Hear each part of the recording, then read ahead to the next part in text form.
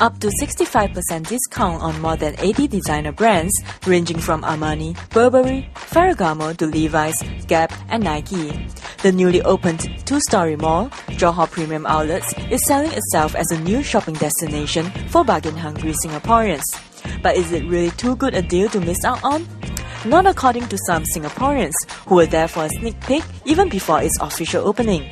I think some shops are not very good. It's like only 20%. And some shops are quite good, 50 up to 60%. So I think you really need to hunt if you want to buy something. The pricing, right, actually is, I would say, slightly more expensive even than compared with back home. Example, the watches, some of the clothings, yeah. Watches from? City chain.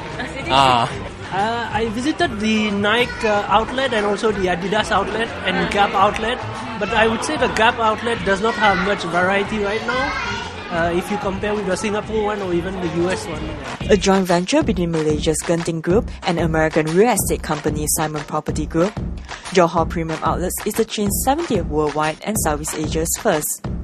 Other premium outlets include the Woodbury Common Premium Outlets in New York and Gotemba Premium Outlets in Japan. Shoppers familiar with the discount chain were expecting a better discount and greater variety. It's cheaper than Singapore, but not in US. US is still cheaper. Even with the tax that you have to pay in the US, but in the US it's much more affordable. Definitely, US is more choices, and also the outlet. I think most of them is not open yet, right? Here. A few are there. Yeah. You probably can't compare it to Japan and Korea yet, because I think a lot of the big brands are not here. But I think for shoppers, I think it's good enough. Yeah. What are some of the brands that you think should be here? In Japan, they have Prada, they have Bottega, they have Gucci, and these are all not here. Fly all the way to the US, right? So, because for me, I didn't come with very high expectations. So, I think to me, this is good enough.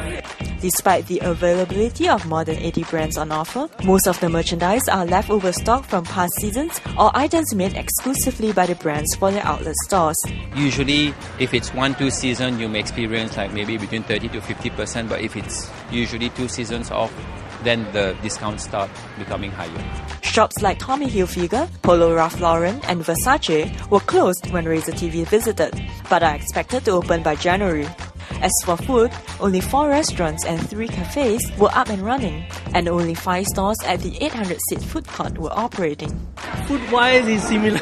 I'm not here for the food. Yeah. I went to the food court and I think it's not fully open, and I find that it can improve lah. And I believe people who come here also want to have more Western food, which I don't see a lot. Looking out for more restaurants lah. Like McDonald's, all these can consider. And I was thinking bubble tea better. Still, most shoppers would agree it's worth a visit. Why not? I mean, Singaporeans are not much places to go, right, in Singapore. The nearest would be like Malaysia. So I think it's a pretty good idea. Maybe along the way when we are going to Malacca, we can do tour. And we can come here and check out maybe some of the latest stocks. Like I told you, Burberry. Yeah, I found some very good new stocks, you know. Some of the shops are getting a little empty already. I think maybe the sales was too good the past few days. So better come and grab before the stocks are gone, I think. Okay. Driver, they're very important. It's quite difficult to get here. It's quite difficult for a bunch of women to drive ourselves here unless they get enough courage, right? So we always need to have some escorts. That is advisable. Next, we take a look in some of these shopping bags to see what good deals were snapped up.